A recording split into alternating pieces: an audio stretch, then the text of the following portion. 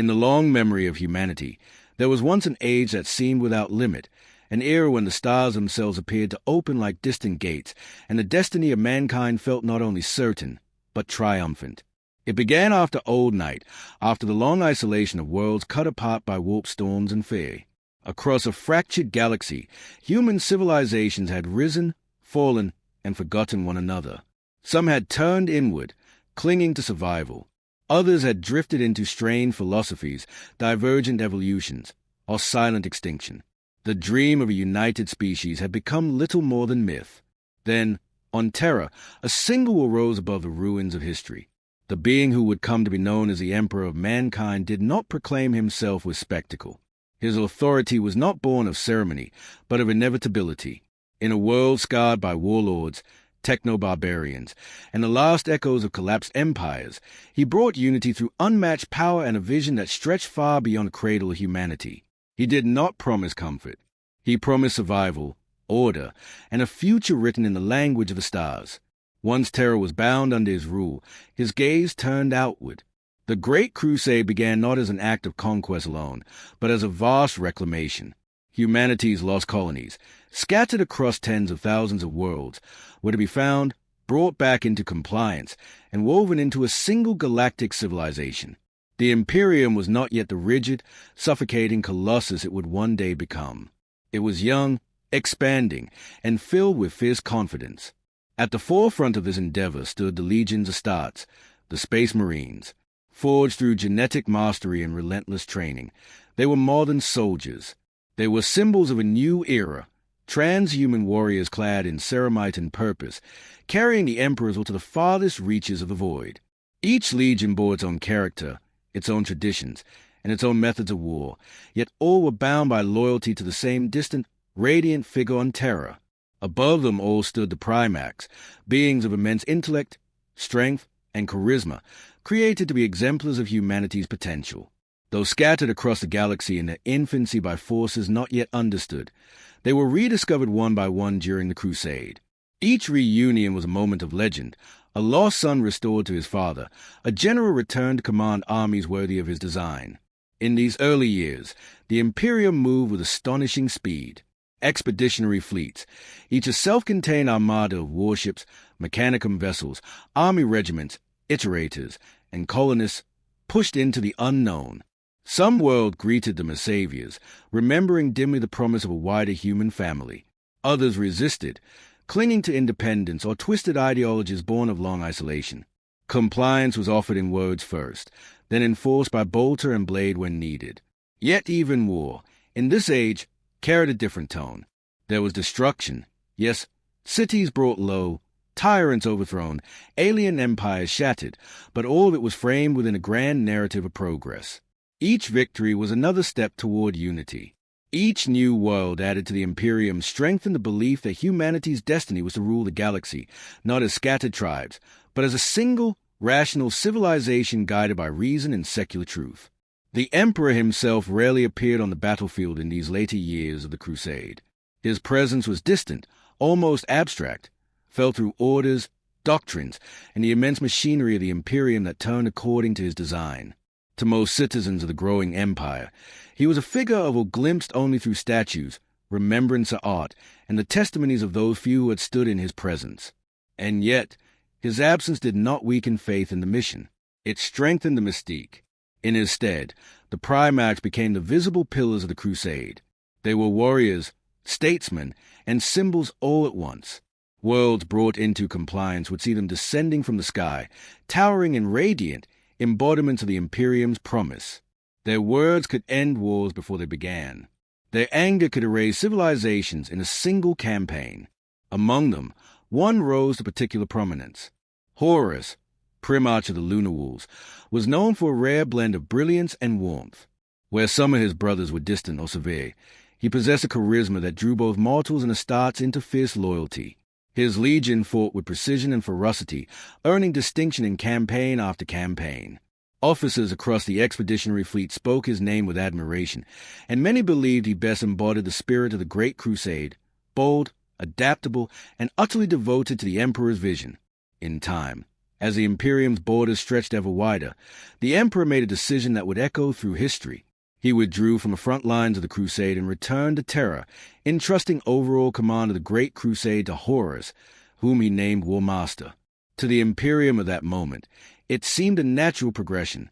The Emperor had always been more than a general. He was an architect of destiny.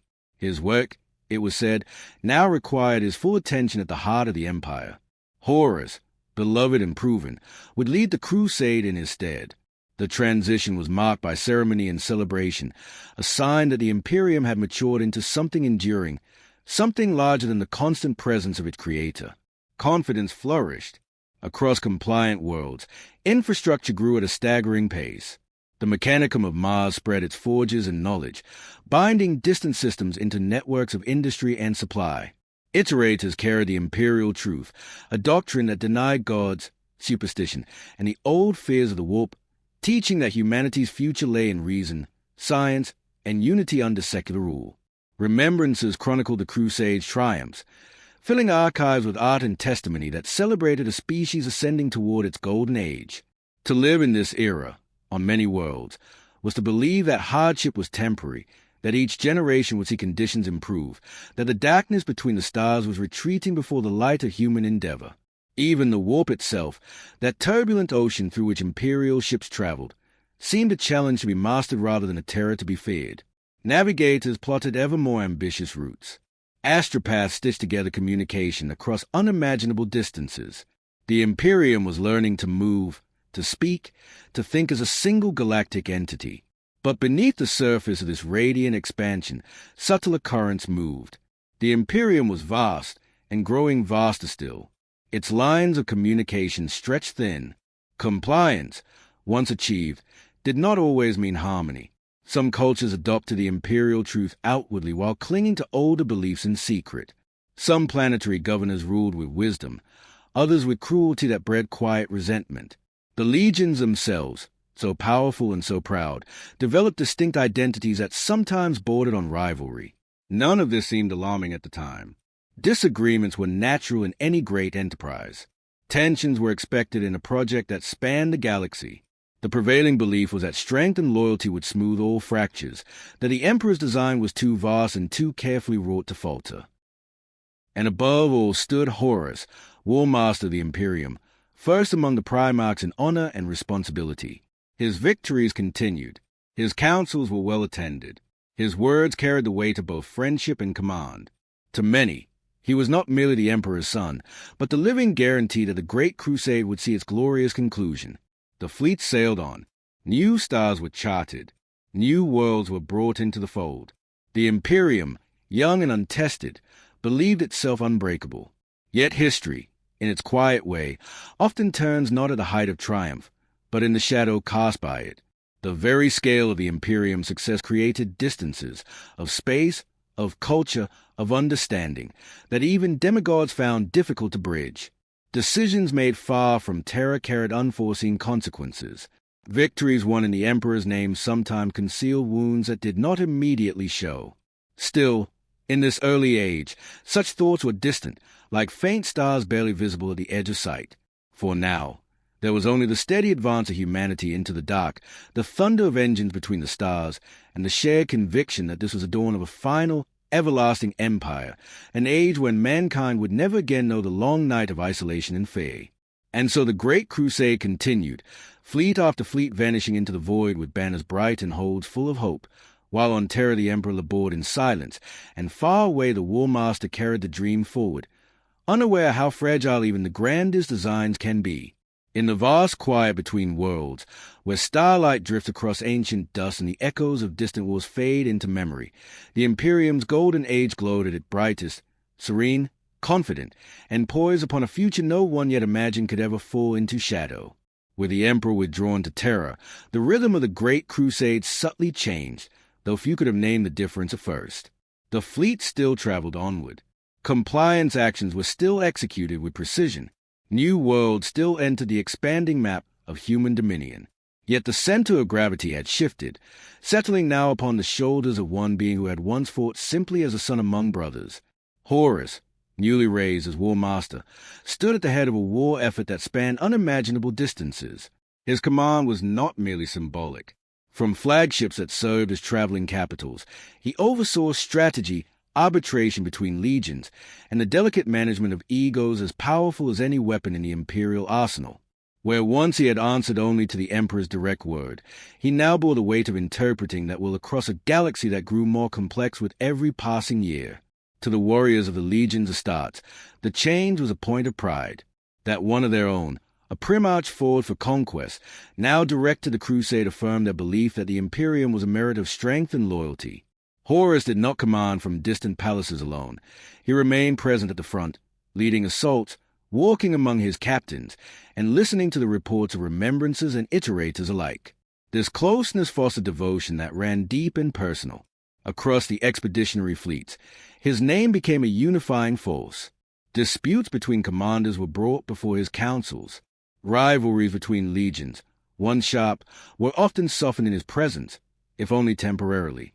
His ability to balance diplomacy with decisive violence allowed the Crusade to maintain its momentum, even as the scale of operations stretched supply lines and patience alike. Yet the burden of such responsibility was immense. Each campaign demanded choices that shaped the fate of entire civilizations.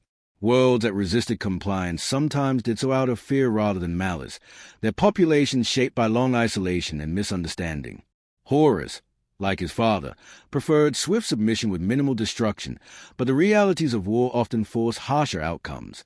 Every order carried consequences measured not only in territory gained, but in lives irrevocably altered.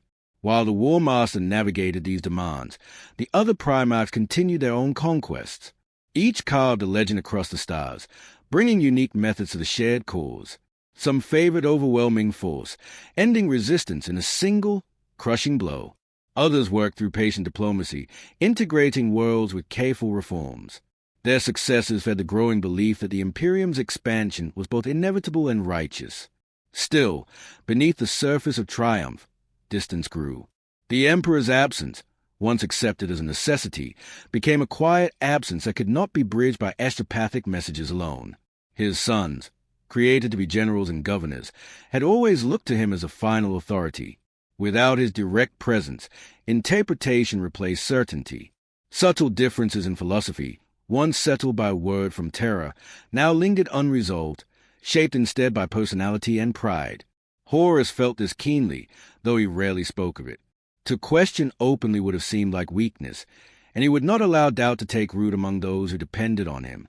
Instead, he worked harder, driving himself to be not only a commander, but a symbol of unity. He visited legions beyond his own, honored their traditions, and praised their victories, weaving a fragile cohesion across forces designed for war, not governance. Meanwhile, the Imperium's civilian branches expanded in the Crusade's wake. Administrators followed the fleets, imposing standardized systems of taxation, law, and infrastructure. The Mechanicum established forge worlds that pulsed with industry, binding newly compliant systems into webs of production. Iterators continued their mission to spread the imperial truth, teaching that humanity's destiny lay in reason and the rejection of superstition. On many worlds, this brought stability and progress. On others, it replaced one form of hardship with another. Ancient customs were erased in the name of unity. Local rulers were displaced by imperial officials who understood efficiency better than culture. Compliance ensured order, but not always harmony, and the gap between ideal and reality widened so gradually that it rarely drew immediate alarm. Reports of unrest did reach the War Master's councils, though they were often overshadowed by the urgency of fresh campaigns. Rebellions were categorized as isolated incidents. Cultural resistance was framed as a temporary obstacle on the path to enlightenment. The prevailing belief remained unshaken, that time and firm guidance would bring all worlds into alignment with the Imperium's grand design. In quieter moments, as void ships drifted between the stars and the sounds of war fell briefly silent, there were those who wondered how long such momentum could be sustained. The galaxy was vast beyond comprehension, and each victory revealed new frontiers rather than an end in sight. Expansion had become a constant state, leaving little space for reflection or consolidation. Yet such thoughts rarely lingered. The machinery of the Crusade allowed no true pause. Orders arrived. Fleets translated into the warp. Another system awaited illumination by the Emperor's vision, carried now through the voice and authority of his war master. And so the Imperium pressed onward, brilliant and unyielding, its banners carried across the void by warriors who believed they were building a future without darkness, even as the sheer scale of their achievement cast shadows too large and too distant for any one of them to fully see. As the Great Crusade advanced ever deeper into the galaxy, the Imperium began to encounter not only lost human worlds, but reflections of humanity's long isolation. Each rediscovered civilization was a fragment of an ancient whole, shaped by environment, memory, and centuries of separation from terror. Some greeted the expeditionary fleets with relief, seeing in the Imperium a return to shared destiny. Others regarded the newcomers with suspicion, their histories filled with cautionary tales of distant tyrants and forgotten wars. Compliance, in these varied circumstances, became as much a matter of interpretation as enforcement. Imperial envoys would descend first, bearing declarations of unity and promises of technological renewal. Iterators spoke of reason, progress, and a future free from fear of the warp's unpredictability. Often this was enough. A planetary ruler, weighing the might displayed in orbit against the benefits of alliance, would bend the knee. Such worlds joined the Imperium with ceremony rather than bloodshed. But not all planets chose this path. Some had developed divergent ideologies that clashed sharply with the imperial truth. Others had been shaped by hostile Xenos neighbors and saw any off-world force as a threat. On these worlds, negotiations faltered, and the burden passed to the legions of Astartes. War followed, swift and overwhelming. Fortresses fell. Armies broke. Resistance ended beneath the relentless advance of transhuman warriors whose very presence seemed to deny the possibility of defeat. To those who planned the crusade, such actions were regrettable necessities, unfortunate but unavoidable steps toward a greater peace. The Imperium's leaders believed that temporary suffering would give way to lasting stability once integration was complete. Records were kept, losses tallied, and fleets moved on, leaving behind garrisons and administrators to shape compliance into lasting order. Yet memory lingered among conquered populations. Even as infrastructure improved and trade routes opened, there were those who remembered the day the sky burned with descending ships and their old banners were torn down.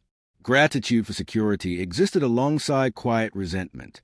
The Imperium, vast and confident, rarely saw these small embers of discontent.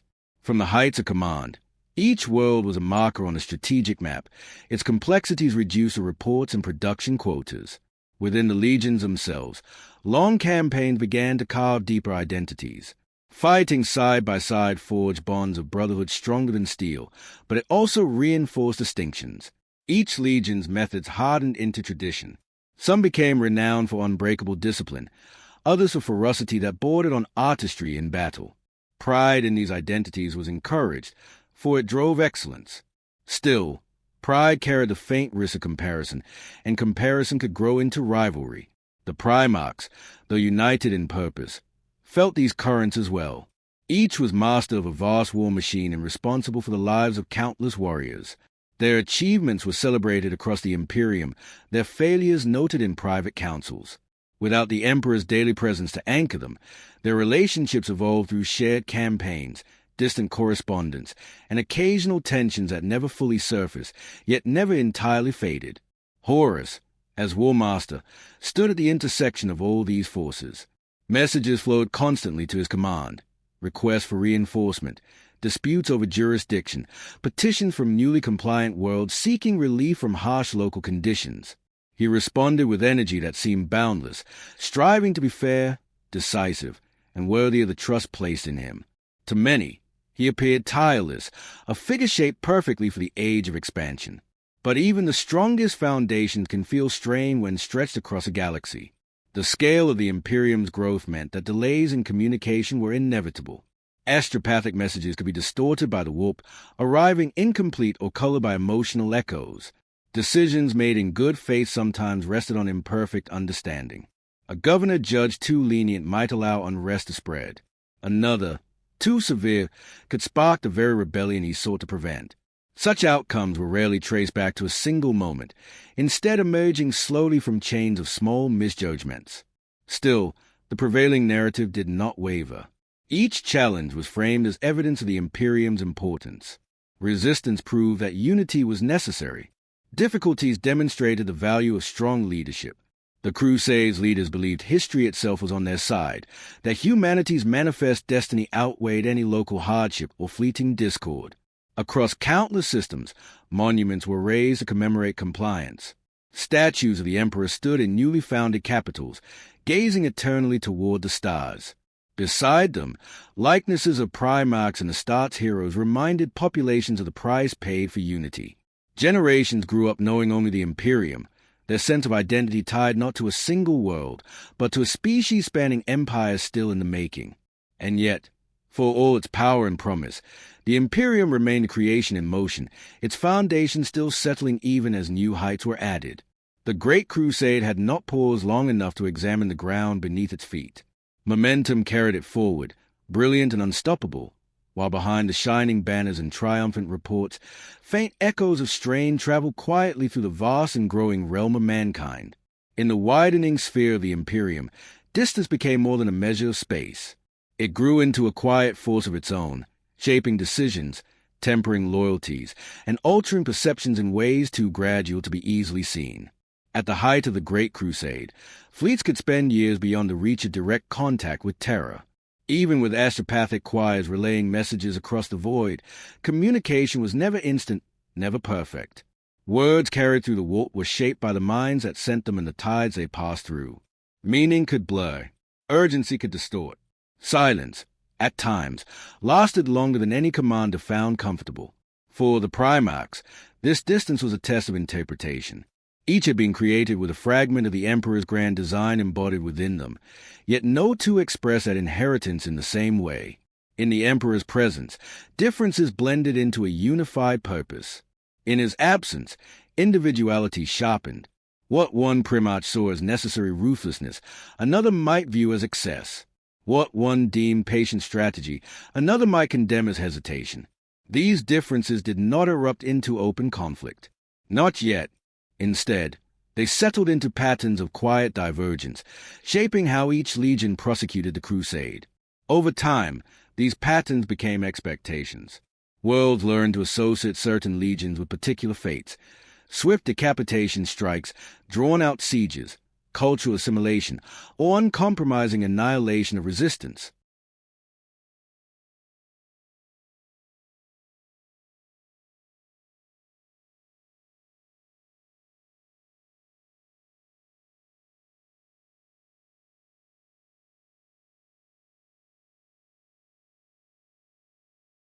To imperial planners, this variety was strength. Specialized tools for specialized problems. Yet tools, once set in motion, often follow their own momentum. A legion accustomed to overwhelming force might be slower to attempt diplomacy. One known for patient integration might underestimate the speed at which rebellion could spread. The scale of the crusade left little room to reassess these tendencies once they took hold. Among ordinary humans serving within the fleets, perceptions shifted as well. Remembrances, tasked with recording the Crusade's triumphs, sometimes struggled to reconcile the official narrative of liberation with the harsher realities they witnessed. Iterators, preaching the imperial truth, encountered cultures whose beliefs could not be erased as easily as statues. Administrators balancing quotas and supply demands found themselves forced to make decisions that favored efficiency over empathy. None of this was considered failure. It was seen as the unavoidable friction of progress. The Imperium was building a future meant to last a millennia. Short-term discomfort was judged a tolerable cost. This belief, repeated often enough, became a shield against doubt. Horus, bearing the title of War Master, felt the effects of distance in subtler ways. Reports reached him filtered through layers of command, each adding perspective, each omitting detail. He trusted his brothers, yet he also knew that pride and pressure shaped their accounts. Victories were highlighted. Complications were summarized. Rarely did a message capture the full human cost of compliance on a troubled world. He compensated by traveling constantly, appearing where fighting was fiercest or negotiations most delicate. His presence reassured allies and overawed adversaries. To the Astartes, he remained a model of what a primarch should be: decisive, courageous, and attentive to those under his command. But even he could not be everywhere. For every war zone he visited, a dozen more unfolded beyond his sight. Meanwhile, Terra grew more distant in memory as well as space. For many born on newly compliant worlds, the throne world was an abstraction, a symbol rather than a lived reality. Their loyalty was to the Imperium as an idea, vast, ordered, unstoppable. The Emperor was revered, but remote, known through iconography and doctrine more than presence. In this, a subtle transformation took place. Devotion shifted from a living leader to the institutions built in his name. Institutions, unlike individuals, do not tire or question. They expand according to their own logic. Bureaucracies multiplied to manage the flood of new systems. Regulations standardized everything from tithe grades to architectural templates. Efficiency improved, but flexibility diminished. Local variations that did not fit imperial models were gradually worn away, sometimes gently, sometimes by decree. From orbit, the Imperium still looked like a miracle unfolding, a species uniting after ages of division. Trade routes shimmered across star charts. Forge worlds glowed with industry. Naval patrols brought a measure of safety to regions long plagued by piracy and Xenos predation. To most observers, the trajectory remained upward, the future bright and assured. Yet progress, when measured only in expansion, can conceal the cost of speed. Foundations laid in haste may hold for a time, supported by momentum and belief. Cracks, if they form, do so quietly, hidden behind banners and celebrations. Few during the height of the Crusade had reason to look for such fractures. Fewer still wished to slow the advance long enough to search. So the fleets continued outward, their prows aimed at ever more distant stars. Behind them trailed worlds bound together by lore, trade, and shared identity, yet separated by experience and memory. The Imperium was vast, powerful, and certain of its purpose, moving forward with a confidence that left little space for doubt, and even less of the possibility that distance itself might one day prove to be its greatest and most silent adversary. By the middle years of the Great Crusade, victory had become so constant that it took on the quality of routine. Expeditionary fleets translated from the warp, assessed local resistance, and executed compliance with a practice efficiency that seemed to confirm the inevitability of humanity's dominion. What had once been legendary achievements now blended into a steady procession of successes, each impressive, each swiftly surpassed by the next. This atmosphere of unbroken momentum shaped the psychology of the Imperium as surely as any decree from Terra. Commanders planned not for whether they would prevail, but for how quickly. Administrators calculated the integration of future worlds before their fleets had even made contact. The language of uncertainty faded from official discourse, replaced by projections, timetables, and the assumption that expansion would continue without meaningful interruption. Among the legions of Astartes, this confidence deepened into identity. Entire generations of warriors knew only advance and conquest. Their training, already severe, was reinforced by lived experience that told them defeat was an aberration, something that happened in distant history or to lesser beings. Campaign honors accumulated. Battle doctrines hardened. Each legion's sense of itself as an indispensable instrument of destiny grew stronger with every compliant system added to the Imperium's maps. The Primax, too, was shaped by this era of relentless achievement. Celebrated across 1 million data feeds and remembrance chronicles, they became living symbols of triumph. Their words carried immense authority not only because of their origins, but because their record appeared flawless. When they spoke of strategy, unity, or sacrifice, few questioned them. Success had become its own proof. Horus, at the center of this expanding legend, found his role subtly transformed. Once first among equals in battle, he was now also the axis around which expectation turned. Every major victory reinforced the belief that his leadership guaranteed continued progress. Every resolved dispute between legions strengthened the perception that he alone could hold the vast war effort together. Praise followed him from system to system, sincere and fervent. Yet praise can be as heavy as criticism. The more the Imperium relied upon Horus as war master, the more isolated his position became. Few could speak to him as a simple brother or comrade any longer. Even among his fellow Primarchs, conversations were increasingly colored by rank and responsibility. Deference, though offered with respect, created a subtle distance that neither ceremony nor shared history could entirely erase. On the worlds already brought into compliance, the effects of constant expansion were felt in different ways. Resources flowed outward to fuel new campaigns, regiments tied, materials requisitioned, ships constructed and dispatched. For many systems, participation in the Crusade became a defining duty. Pride in contributing to humanity's destiny coexisted with a strain of meeting ever-growing demands.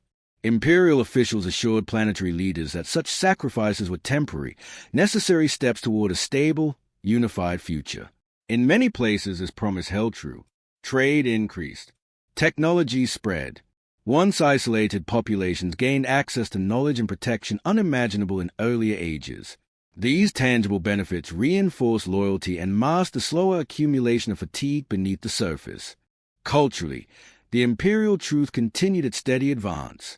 Temples and shrines from older belief systems were repurposed as administrative centers or educational halls.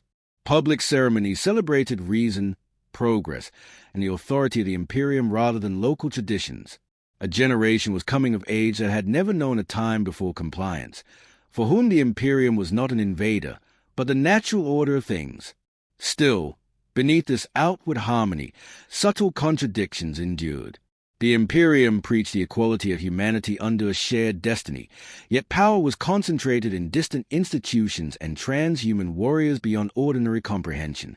It celebrated rationality, yet depended on navigators who peered into a realm that defied reason, and astropaths whose minds bridged impossible distances at great personal cost. These tensions were accepted as practical necessities, rarely examined too closely. The scale of the Crusade made reflection difficult. There was always another frontier, another system awaiting illumination. To pause too long on inconsistencies risked slowing the advance, and slowing the advance was unthinkable. Momentum had become both method and justification. So the Imperium surged forward, radiant in its belief that history had chosen this moment, this generation, to secure humanity's eternal future. Triumph followed triumph, each one reinforcing conviction that no force in the galaxy could truly threaten what had been built. The stars seemed to yield, one by one, to human will. And in that long season of victories without apparent end, the Imperium grew accustomed to the idea that its ascent was permanent, a certainty as vast and unquestioned as the void through which its fleets endlessly sailed. In the luminous decades of the Great Crusade, the Imperium came to believe not only in its strength, but in the inevitability of its righteousness.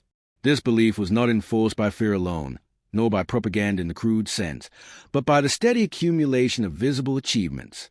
Every newly compliant world, every secured trade route, every extinguished threat seemed confirmed that humanity's dominion over the stars was both natural and just. Such certainty shaped institutions as surely as it shaped minds. Strategic projections no longer asked whether expansion should continue, but how far and how fast it could proceed. Fleets were organized around future campaigns that existed only as coordinates on distant charts. Shipyards labored without pause, their output calculated against conquests not yet begun. The Imperium's gaze was fixed perpetually forward, rarely turning back to examine what had already been built. For those who lived within this vast enterprise, the sense of participating in history was intoxicating. Soldiers of the Imperial Army spoke of their service as a contribution to an age that will be remembered for all time. Iterators traveled from world to world with the conviction that they were carrying enlightenment into darkness.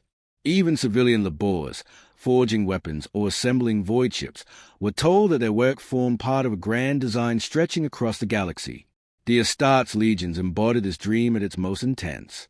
Engineered for war and raised amid constant victory, they saw themselves as a cutting edge of human destiny. To them, doubt was not merely weakness, but an obstacle to be overcome through discipline and loyalty. Campaign after campaign reinforced the lesson that their purpose was clear and their success assured.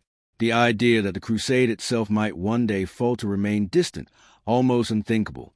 Yet perfection, when assumed, leaves little room for self-correction. On some worlds, compliance had been achieved so swiftly that little thought was given to long-term governance. Garrisons were left small, their presence symbolic rather than sufficient. Administrators rotated frequently, unfamiliar with local histories and customs. Minor grievances, dismissed as temporary, sometimes deepened in the absence of careful attention. These were not crises, merely quiet imbalances, easy to overlook amid the vastness of the Imperium's concerns. Horus, burdened by command, sensed the growing complexity but trusted in the resilience of the system he helped guide. He believed, as many did, that temporary instability would settle as imperial structures matured. His focus remained on the frontier, where visible threats still required decisive action. There, his strengths were undeniable, and there, the narrative of constant triumph continued unchallenged. Meanwhile, the Emperor's work on Terra remained shrouded in secrecy. Rumors circulated among senior officials and primarchs alike, fragments of speculation about projects of immense importance.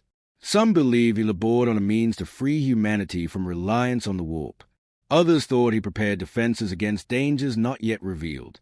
Whatever the truth, his absence took on a new character, not merely distant, but deliberately withdrawn. This silence left space for interpretation. Without clear knowledge of the Emperor's immediate intentions, his sons and servants relied on their understanding of his long-term vision.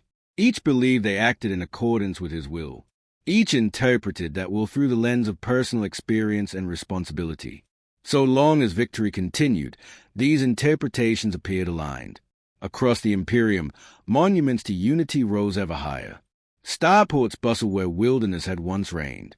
Data networks linked systems that had not known one another's existence a generation before.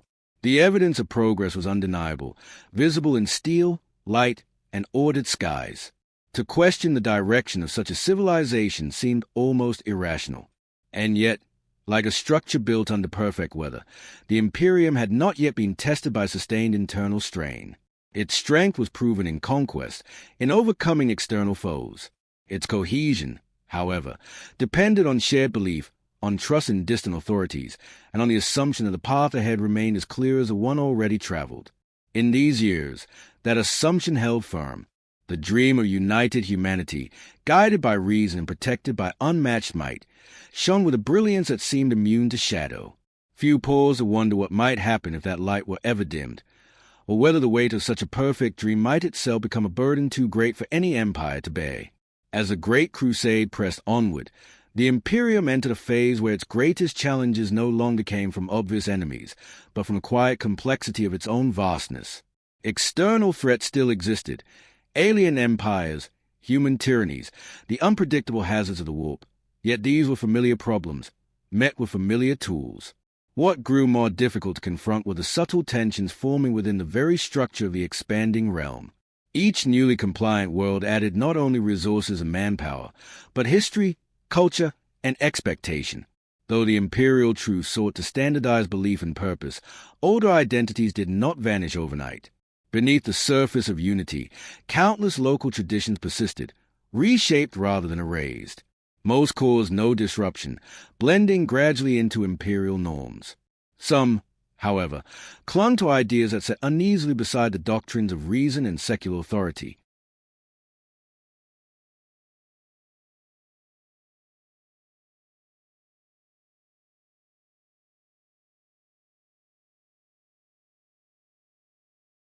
Imperial administrators, tasked with managing entire systems, could not always distinguish between harmless custom and potential unrest.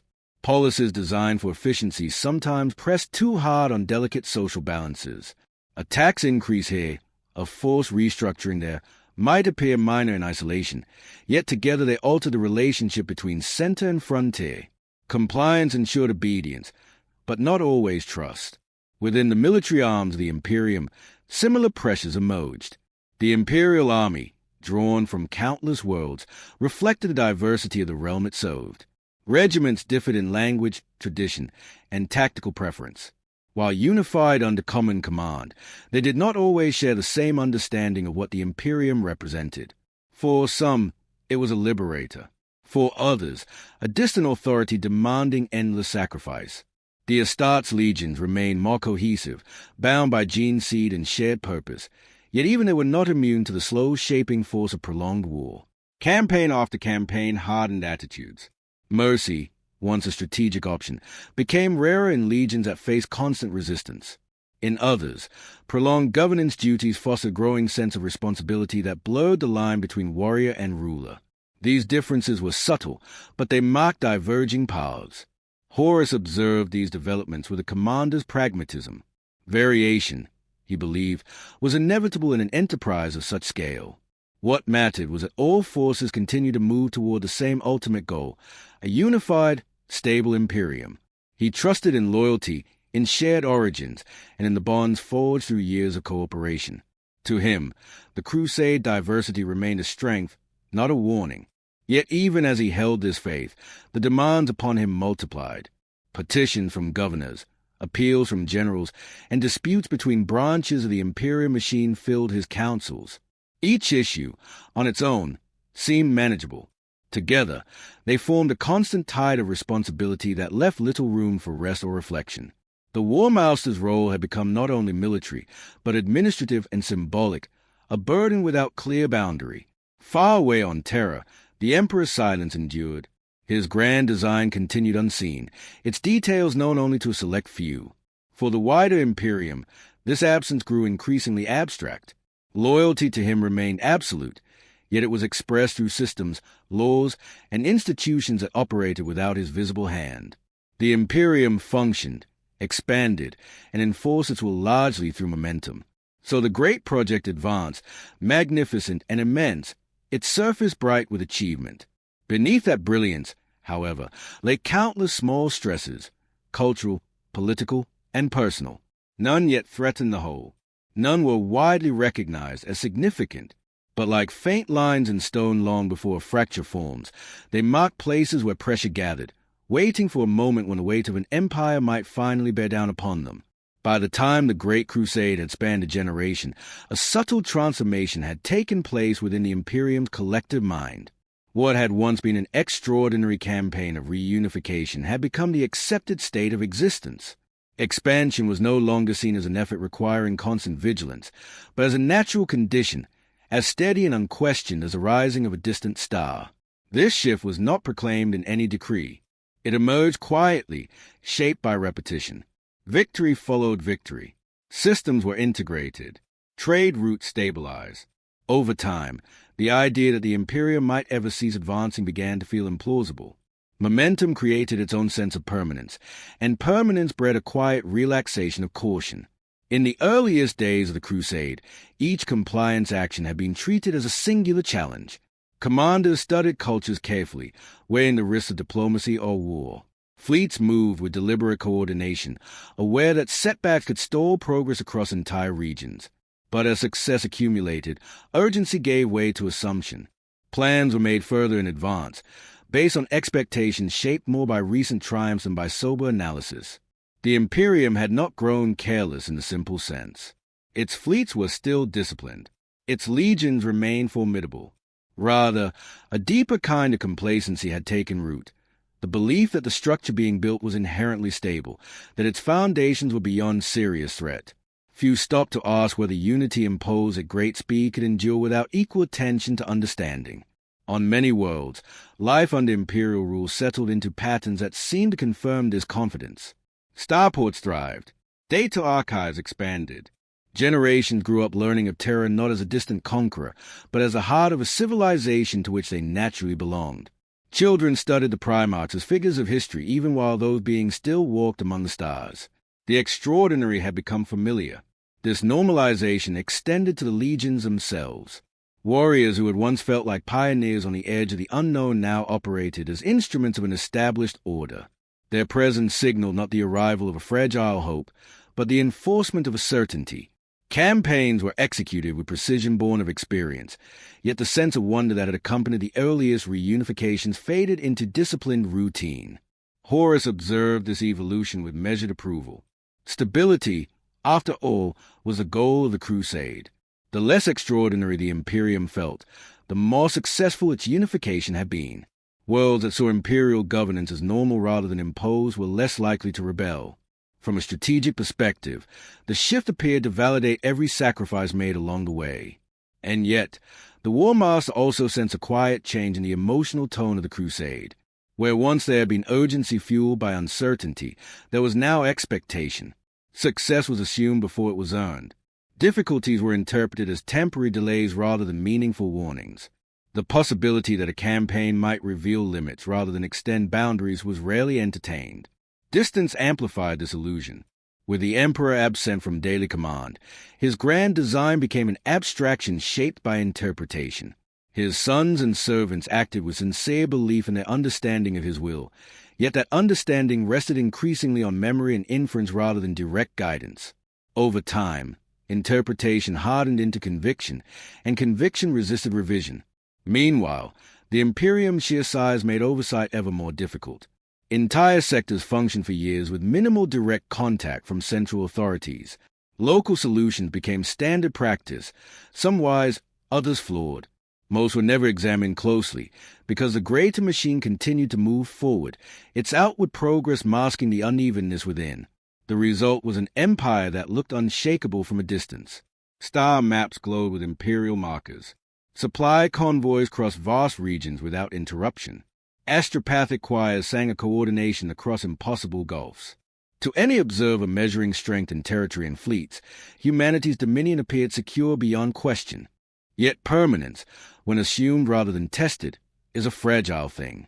The Imperium's unity depended not only on power, but on shared understanding, trust in distant leadership, and belief in a common future. These were living bonds, requiring care and renewal. Left unattended, even the strongest ties could fray, not through dramatic rupture, but through gradual neglect. Still, in this era of radiance, such concerns drifted at the edges of thought, easily dismissed in the glow of constant achievement. The Imperium moved forward with calm assurance, certain that what had been built would endure unchanged, as though history itself had paused to admire the vast and shining permanence of mankind's ascendant empire. As the Imperium's borders pushed ever outward, the true challenge of its existence became not conquest, but scale. What had once been a grand campaign now resembled a permanent state of expansion, an empire growing faster than its own understanding of itself. Distance was measured not only in light years, but in layers of command, interpretation, and assumption. From Terra, the Imperium could still be imagined as a unified whole, its domains linked by purpose and law. From the frontier, however, unity often felt abstract. Worlds newly brought into compliance saw only the fleets above them, the officials who followed, and the distant authority whose presence was conveyed through symbols rather than personal contact. Loyalty was pledged sincerely, yet it was loyalty to an idea that few could fully grasp. Administrators worked tirelessly to bridge these gaps. Census records, tithe assessments, and cultural surveys flowed towards sector capitals in endless streams of data. Patterns were charted, projections calculated. The Imperium believed that through sufficient organization, any challenge of scale could be mastered. Complexity was met with bureaucracy, distance with procedure. For a time, this approach seemed to succeed. Supply lines functioned across staggering distances. Reinforcements reached war zones in time to matter. Whole regions were pacified and integrated without requiring the presence of a primarch or even a legion. The system appeared to justify itself, each solved problem reinforcing confidence in the machinery of empire. Yet systems, however efficient, cannot fully account for the unpredictability of human experience. On isolated worlds, local conditions shaped imperial rule in ways far removed from original intent. A governor's temperament might determine whether compliance felt like partnership or occupation. A single misjudged decree could shift public sentiment for decades. Such nuances rarely survived the journey back through layers of reporting. The legions, too, felt the strain of scale. Spread across countless war zones, they operated with increasing autonomy. This independence was necessary. No central command could micromanage campaigns across the galaxy. But autonomy encouraged distinct cultures within each legion to deepen further. Customs became doctrines. Doctrines became identity. Identity, over time, shaped interpretation of orders. Horus remained a point where all these threads converged. His councils were filled with maps dense with markers, each representing a theater of war, a rebellious system, or a petition for aid. He moved from decision to decision with relentless focus, aware that delay in one region could ripple outward in unforeseen ways. To those around him, he appeared the embodiment of control, holding the vast enterprise together through will alone. Privately, he understood that control was never complete. The Imperium's reach now exceeded the grasp of any single mind, even his own. He relied on trust, in his brothers, in his commanders, in the structures built under the Emperor's guidance. Trust allowed the Crusade to function. Without it, paralysis would follow. Across the Imperium, ordinary citizens rarely perceived this delicate balance. They saw starships arriving on schedule, goods flowing through markets, and news of victories carried by astropathic relay. To them, the Empire felt stable, permanent, guided by powers far beyond local uncertainty. The immense effort required to maintain that stability remained largely invisible. This invisibility fostered a dangerous illusion that the Imperium cohesion was effortless, a natural state rather than a constant achievement. When challenges did arise, they were viewed as anomalies rather than symptoms. A rebellion was blamed on a single corrupt official, not on systemic overreach. A delayed supply convoy was attributed to navigational error, not to the strain of maintaining routes across impossible distances. None of this suggested imminent collapse. The Imperium was still strong, its armies vast, its leaders determined. But the margin for error narrowed as scale increased. Small miscalculations carried wider consequences. Delays multiplied. Misunderstandings lingered longer before correction. The system endured, yet it did so under growing, largely unacknowledged pressure. In these years, the Imperium stood at the height of its apparent power, its expansion unbroken, its confidence unwavering. But like a structure extended beyond its original design, its strength depended increasingly on balance, trust, and the assumption that tomorrow would resemble today. Few considered how quickly that assumption could be tested, or how shadows cast by sheer scale might one day stretch farther than any fleet could easily reach. By the time the Great Crusade had reached the midpoint of its second generation, the Imperium had become a machine of remarkable complexity, vast beyond comprehension, and yet sustained almost entirely through the diligence, loyalty, and faith of its human participants. Fleets numbered in the thousands, star systems counted in the tens of thousands, and yet the human element remained the engine of this relentless expansion. Machines could organize, calculate, and execute orders, but the Imperium relied on living mind to interpret the will of command, enforce policy, and make decisions in the absence of certainty. For Horus, War Master of the Imperium, this created a unique tension.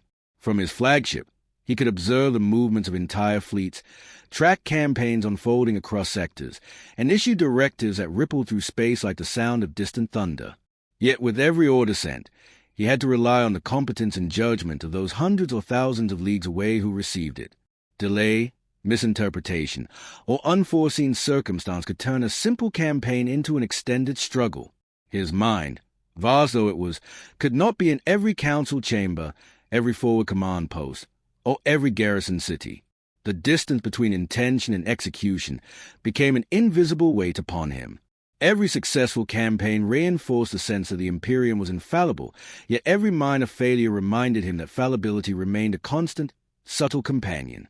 A planet pacified might flourish under imperial administration, or might, without oversight, breed resentment beneath the surface.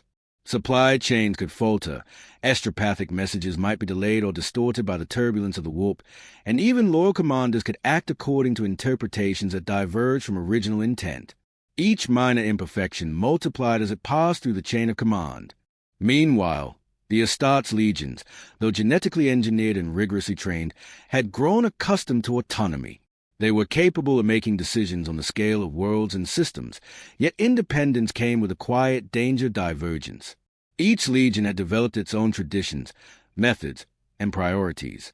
What one considered appropriate conduct, another might view as lax or excessive. Though unity remained, subtle distinctions began to mark the character of each legion, shaping their approach to both compliance and governance. Even within the Primarchs, variations emerged. Differences of philosophy, temperament, and personal experience informed judgment. Some prioritized efficiency, others valor. Some embraced diplomacy, others favored overwhelming force. All believed they served the Emperor and the goals of the Crusade, yet interpretation now played a larger role than direct guidance.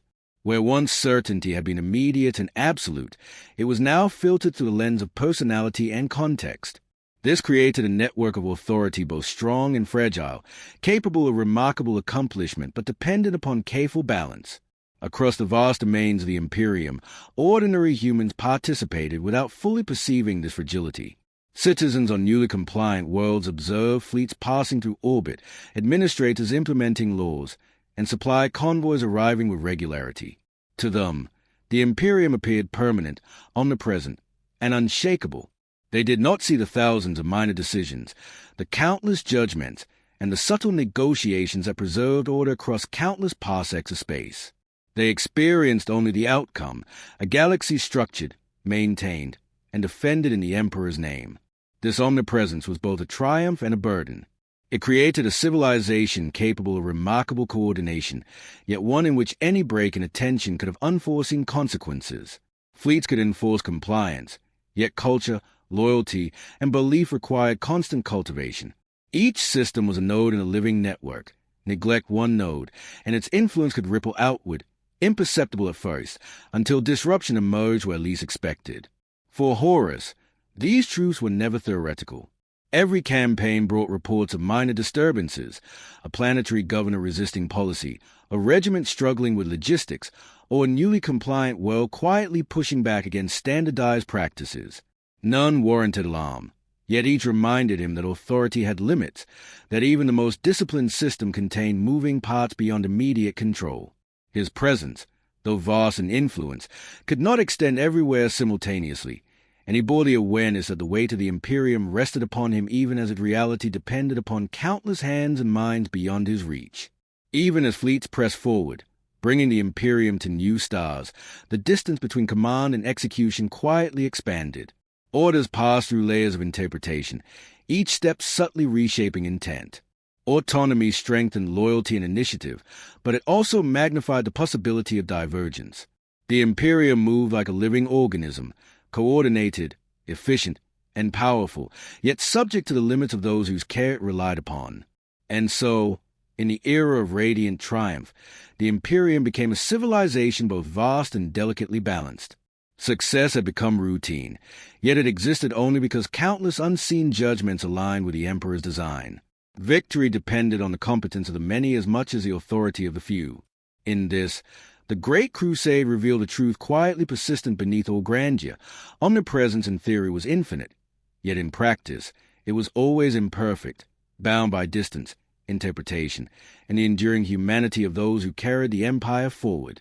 The stars continued to shine across the void.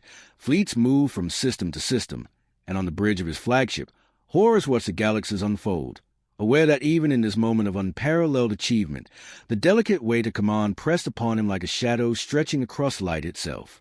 As the Imperium pressed ever farther into the galaxy, the vastness of its dominion began to reveal effects that no single calculation could fully anticipate.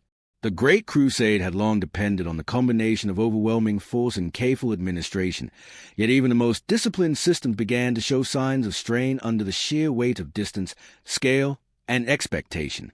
Small deviations accumulated quietly, often invisible to those who had never left Terra or the central sectors, but nevertheless shaping outcomes in subtle ways. For the legions of Astartes, prolonged campaigns imposed a different kind of stress. Generations of warriors, trained for war and bred for loyalty, became accustomed to absolute success. Each victory reinforced confidence. Each compliance reinforced belief in the inevitability of the Imperium's advance. Yet repeated campaigns in diverse and distant environments introduced complexities that no doctrine could fully capture. Adaptive strategies became necessary, and small disagreements over the application of authority occasionally flared within Legion command structures, resolved swiftly but leaving faint echoes in memory. Primarchs observed these pressures differently, shaped by temperament and method. Some approached them analytically, adjusting deployment, supply, and strategy to minimize friction. Others relied on personal authority and example, moving decisively to impose cohesion wherever divergence arose. In all cases, they recognized that the Imperium's outward appearance of perfection masked a reality of subtle imbalance, a system held together by discipline, judgment, and faith rather than any inherent inevitability. Horus, as War Master, felt the imperceptible weight of this reality more acutely than most. Command stretched across thousands of light years, every decision cascading through layers of subordinates whose own interpretation shaped implementation. Minor misunderstandings, deferred decisions, or delayed reinforcements could produce unintended consequences, and while most were manageable, the accumulation of such small errors created pressure that, though unseen, was persistent. He bore this responsibility with vigilance, yet knew that perfect control was impossible. The Imperium's success relied as much on trust in others as on his own authority. On newly integrated worlds, the consequences of subtle fracture were even less visible. Administrators rotated frequently, leaving local populations to adapt to systems they scarcely understood. Taxation, resource allocation, and cultural directives often collided with existing practices, generating minor but persistent dissatisfaction.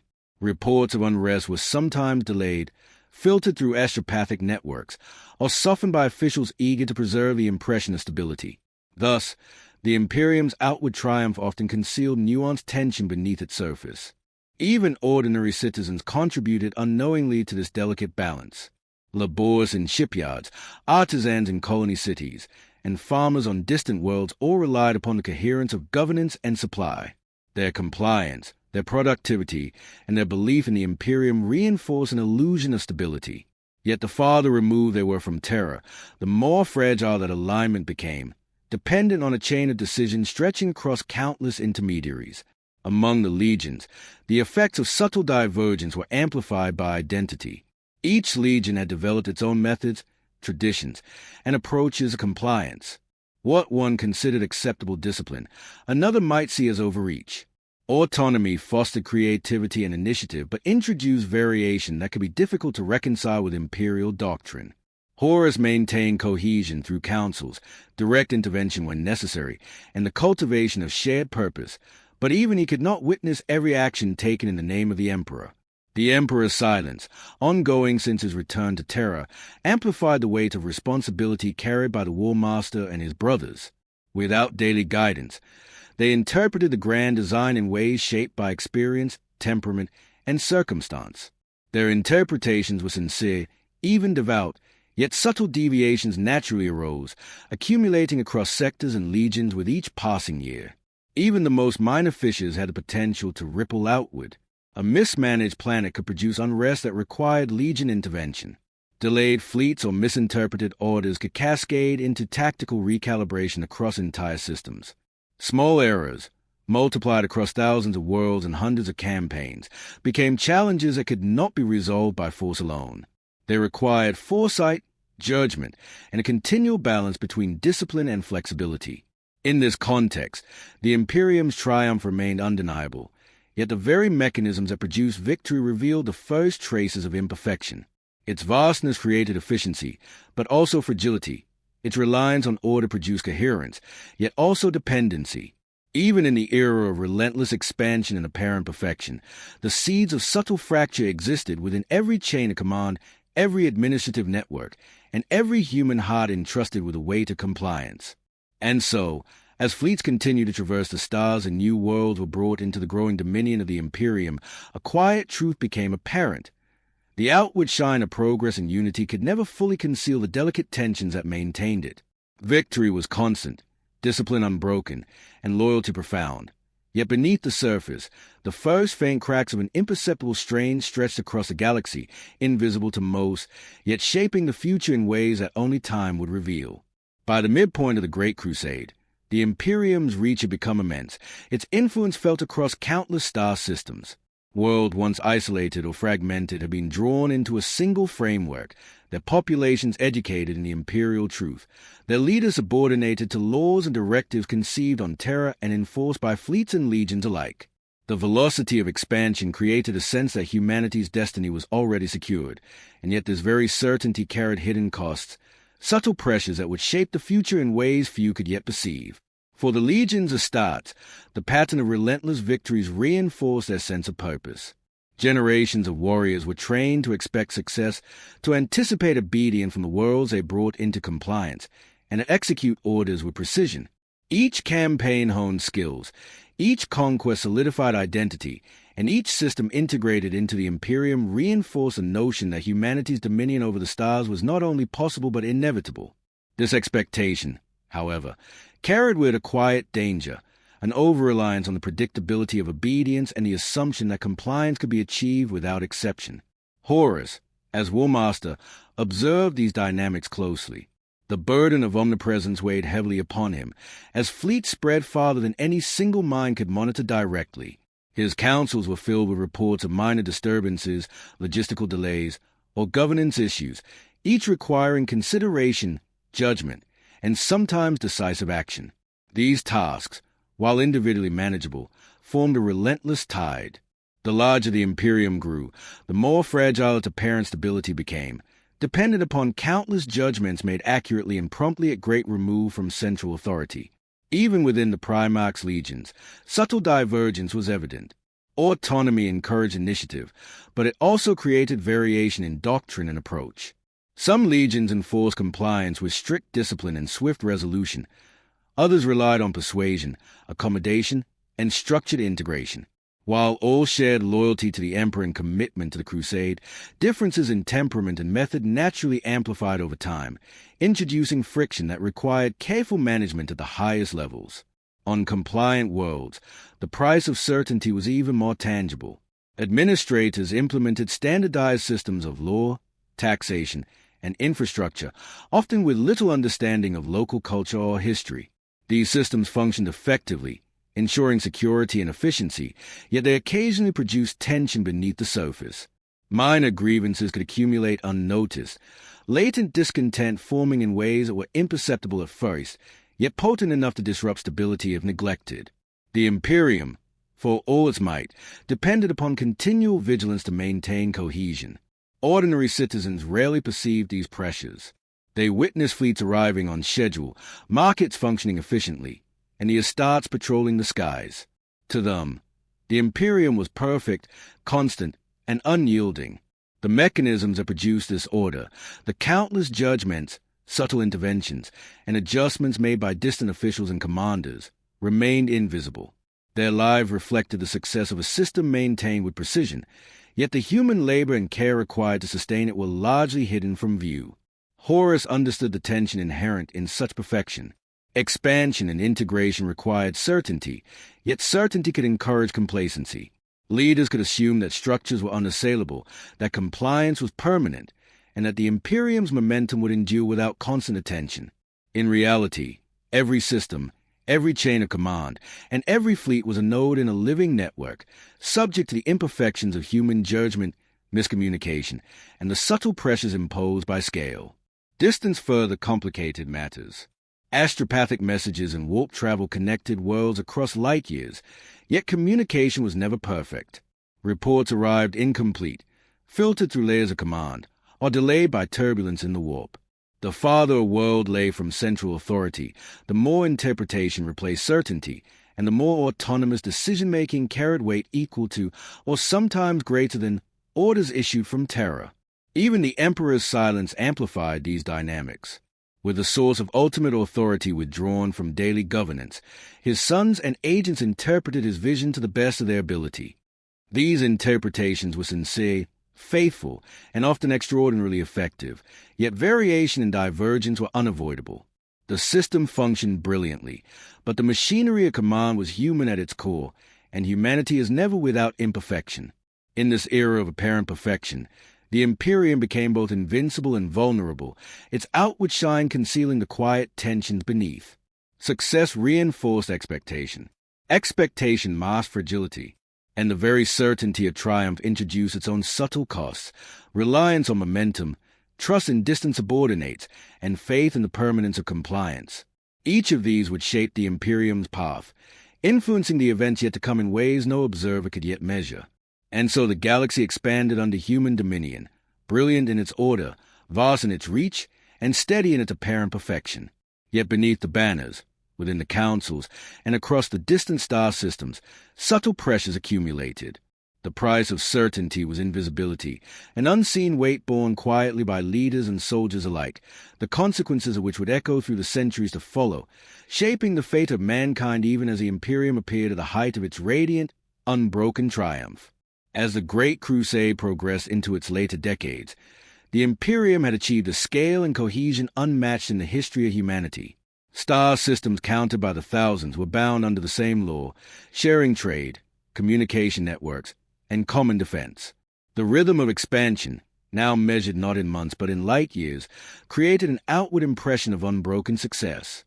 Yet beneath this calm, subtle complexities had begun to emerge, dynamics that could not be fully managed from any single vantage point, no matter how vigilant the War Master or his Primarchs.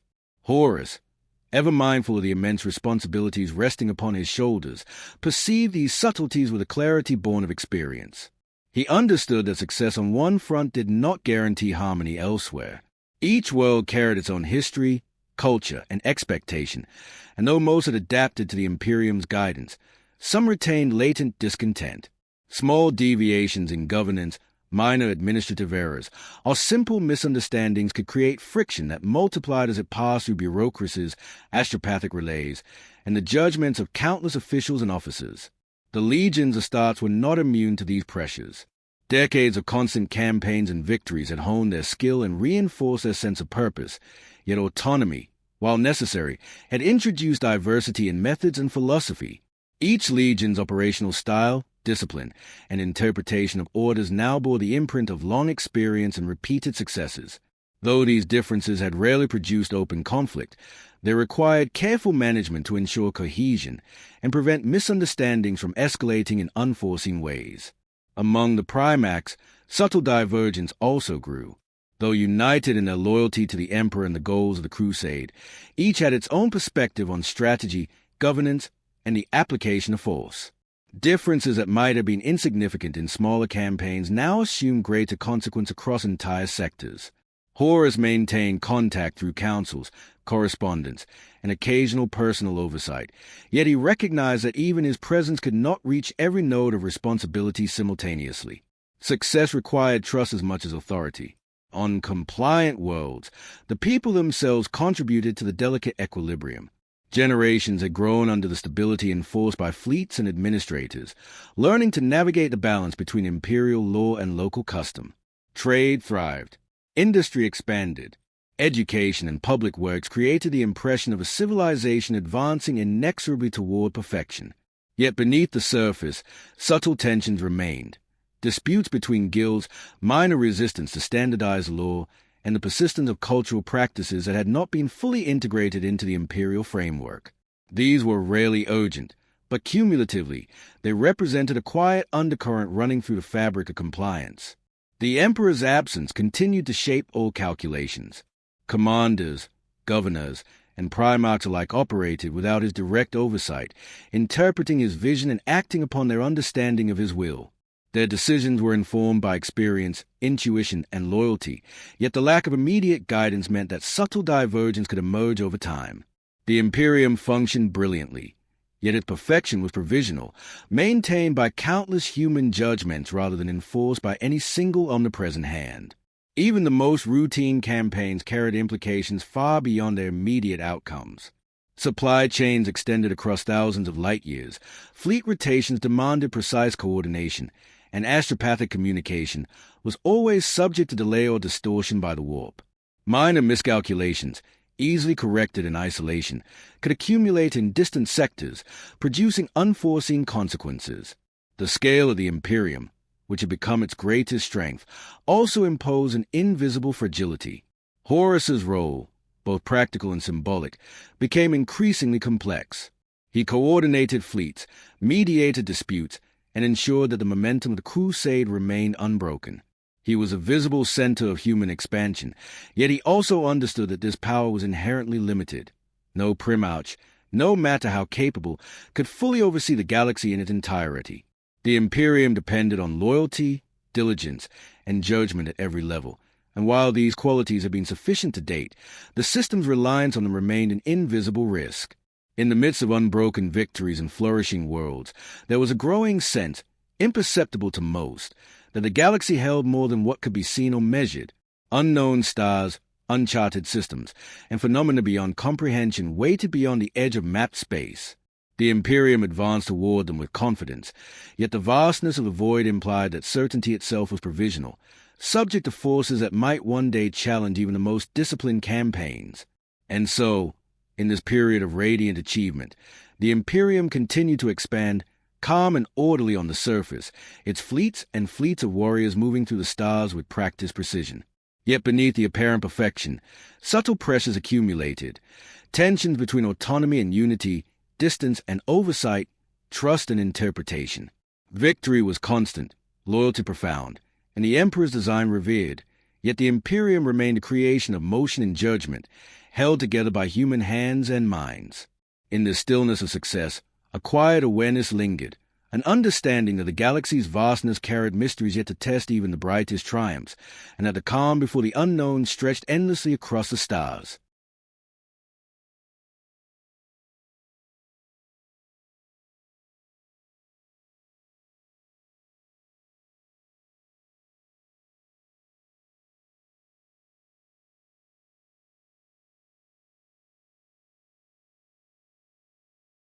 As the Great Crusade approached the later decades of its first century, the Imperium had grown into a civilization of unprecedented scale.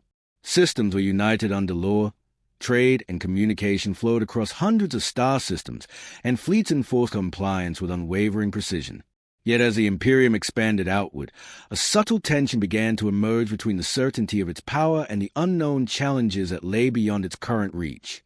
The further its influence extended, the more the edges of certainty stretched, revealing the fragile limits of even its greatest strengths. For Horus, War Master of the Imperium, this tension was a constant consideration. His attention was divided across campaigns spanning thousands of light years, each with its own variables, uncertainties, and unexpected complications. While fleets could enforce compliance and legions could execute orders with precision, no strategy could fully eliminate the potential for misjudgment, delay, or miscommunication.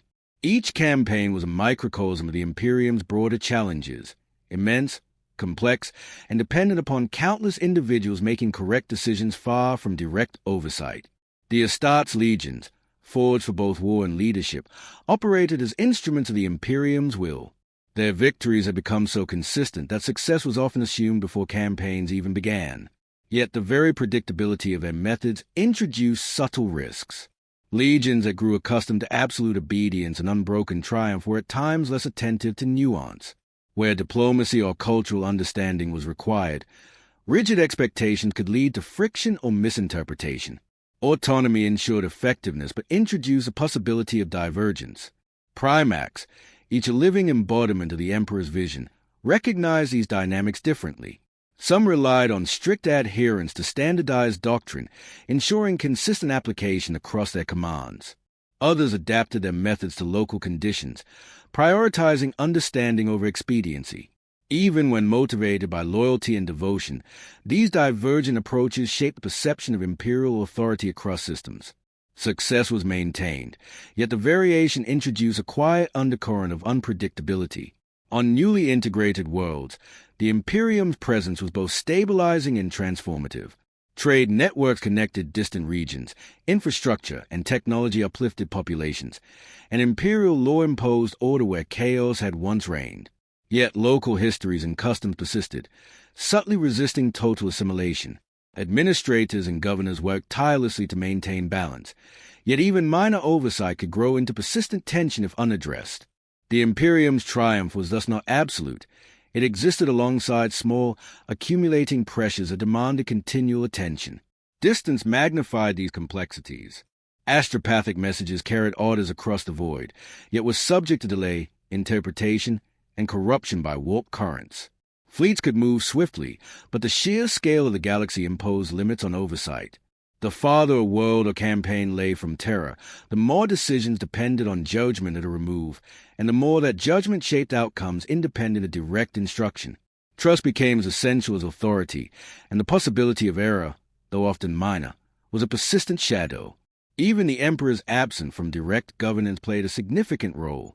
His vision guided the Imperium, yet interpretation of that vision increasingly rested on the experience, temperament, and conscience of his sons and agents. Decisions were sincere, deliberate, and aligned with purpose, yet subtle divergence was inevitable. The Imperium thrived on these judgments, yet relied upon them functioning correctly in an environment of vast distance, complex variables, and relentless expansion. The ordinary citizens of the Imperium perceived only the outward order and efficiency. They witnessed fleets passing overhead, markets functioning, and administrative systems operating with apparent perfection. The scale of success concealed the intricate network of judgment, oversight, and diligence upon which that order depended. Their loyalty and belief reinforced the illusion of stability, yet the very mechanisms that created it remained largely invisible. As the Crusade moved into increasingly uncharted regions, the limits of understanding became more apparent. Unmapped stars, unexamined anomalies, and phenomena beyond human comprehension awaited beyond the frontier. The Imperium's confidence remained high, yet the edges of certainty stretched ever outward, revealing the potential for challenges that could not be fully anticipated. Strength and organization were evident, but so too was a growing reliance on interpretation, judgment, and faith in distant subordinates. And so, in the midst of extraordinary success, the Imperium continued to expand, brilliant and unyielding on the surface, yet subtly aware of its own limits. Fleets moved through the stars, compliance spread across worlds, and the Astartes legions executed campaigns with precision. Victory was constant, yet the universe beyond the edges of current knowledge remained a quiet, distant presence. The Imperium's triumph, vast and unbroken, carried with it the soft reminder that even the most certain empire exists within the boundaries of the unknown, and that the weight of expansion always presses upon the fragile balance of authority, judgment, and trust. By the 15th decade of the Great Crusade, the Imperium had achieved a scale and coherence that few in history could have imagined. Star systems glimmered with lights of compliance and order, fleets moved through the void with precise coordination, and planets once isolated or fragmented now shared governance, trade, and communication networks that tied them into a single, galaxy-spanning civilization. The triumph of humanity appeared permanent, radiant, and undeniable, a testament to the vision of the Emperor and the careful stewardship of his primarchs, particularly Horus, the War Master. Yet beneath this brilliance, subtle tensions persisted. Expansion had reached a magnitude at which the smallest misalignment could ripple outward with unforeseen consequences. Every new world brought not only resources and strategic advantage, but the complexity of history, culture, and human expectation. Administrators and governors strove to balance these variables with efficiency, but distance and diversity made perfect uniformity impossible. The Imperium's outward perfection was maintained through diligence, judgment, and the extraordinary loyalty of those who acted in its name. Horus, charged with overseeing the Crusade's vast machinery, understood the delicate balance upon which the empire rested. He watched as legions of Astartes moved from system to system, executing campaigns with unbroken precision, yet he was ever aware that no fleet, no primarch, and no council could fully supervise every action. Decisions made in isolation, even minor ones, could propagate through chains of command, subtly altering outcomes. Success, while constant, demanded continual attention. The War Master's role was as much about maintaining cohesion and trust as about planning strategy or leading battles. The legions themselves reflected the interplay of discipline and autonomy. Each had developed distinct traditions and operational methods through decades of independent campaigns. These differences rarely caused open conflict, yet they shaped interpretation and implementation of orders, creating a network of subtle variation across thousands of systems. Autonomy enabled adaptability, but it also introduced unpredictability, requiring oversight and guidance from those at the center of the crusade. Even the most loyal legions relied upon judgment, not mere obedience. On worlds newly brought into the Imperium's orbit, compliance was achieved through a combination of force, persuasion, and infrastructure. Civilizations were transformed, trade networks established, and populations educated in the principles of the imperial truth. Yet beneath outward stability, minor tensions lingered, unassimilated customs, resistance to imposed law, and latent frustration with distant governance. These were not crises in the ordinary sense, but they reflected the quiet complexity inherent in integrating countless diverse worlds into a single empire. Distance magnified these challenges. Astropathic communication, though swift relative to physical travel, remained subject to delay, distortion, and the turbulence of the warp. Fleet coordination required precise calculation and trust in subordinates far from direct oversight. Decisions that seemed simple in the short term could generate unforeseen consequences when transmitted across vast regions of space. The Imperium's strength depended on the competence of many, its unity on trust, and its cohesion on faith that distant leaders would act wisely. Even the Emperor's absence shaped this dynamic. His sons and agents interpreted his will through experience, conviction, and tradition. Their decisions were guided by loyalty, yet filtered through personal understanding. Variation was inevitable, yet the Imperium's outward success depended upon these judgments functioning harmoniously across thousands of worlds and countless campaigns. The machinery of the Crusade moved as if by design, yet its perfection existed only because of continuous vigilance. Ordinary citizens, soldiers, and administrators experienced the Imperium as constant and absolute. They saw fleets arrive on schedule, trade flow unbroken, and law maintained efficiently. The underlying network of human diligence, judgment, and oversight remained largely invisible, yet it was essential. The galaxy's order depended upon countless hands acting faithfully, often without recognition, across immense distances and under the shadow of uncertainty. The vastness of the Imperium, while a source of strength, also revealed the limits of certainty.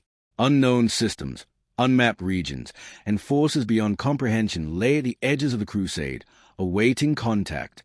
The Imperium advanced with confidence, yet every campaign extended the frontier into realms where past experience provided only limited guidance. Momentum carried the Empire forward, but the universe beyond known space remained a quiet, ever-present variable. And so, in this era of brilliant triumph, the Imperium sailed across the stars, radiant and unbroken on the surface, yet balanced in the interplay of trust, judgment, and vigilance. Fleets moved with precision, compliance spread across worlds, and the Astartes legions executed their campaigns with unyielding skill. Victory was continuous, loyalty unwavering, and the Emperor's vision revered.